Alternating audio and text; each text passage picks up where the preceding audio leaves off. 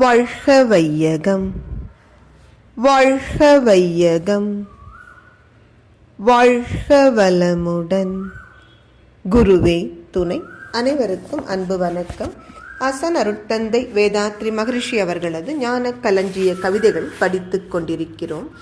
இன்று கவியன் 222 அரசியலில் தொடர்பு என்பது தலைப்பு. எண்ணிறந்த நண்பர்கள் என் முன்னே நின்று ஏதோ ஓர் தாளில் கையொப்பம் கேட்டார். உன் நிறைந்த வாசகத்தை படித்தேன்.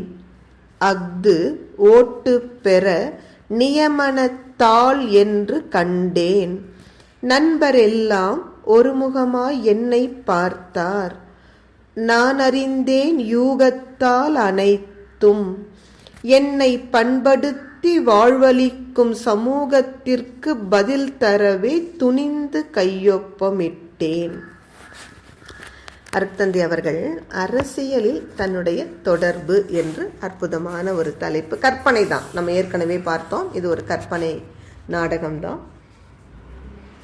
ஆனால் அதில் கூட கற்பனையில் கூட எத்தனை அழகாக அவர் ஏன் அரசியலுக்கு அறிஞர்கள் வர வேண்டும் என்ற ஒரு கேள்விக்கு பதில் தராரு பாருங்க.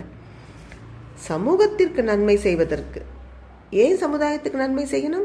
சமுதாயம்தான் நம்மை பண்படுத்தி வாழ வைக்கிறது. எனவே அருட்தந்தையின் கனவில் நிறைய நண்பர்கள் கூடி அருட்தந்தை கிட்ட ஒரு தாளில் கையெழுத்து கேட்குறாங்க. அதை அவர் வாங்கி பார்க்குறாரு. அதன் உள்ள இருக்கிற வாசகத்தை படித்து பார்த்தால் அது அரசியலில் பங்கு கொள்வதற்காக கையொப்பமிட்டு தாக்கல் செய்வதுன்னு நம்ம சொல்கிறோம் இல்லைங்களா? அப்போ போட்டியிடுவதற்கு அருட்தந்தை அவர்கள் தன்னுடைய சம்மதத்தை தெரிவிப்பதற்காக அதில் கையெழுத்து வாங்கிறதுக்கு நண்பர்கள் நிற்கிறாங்க.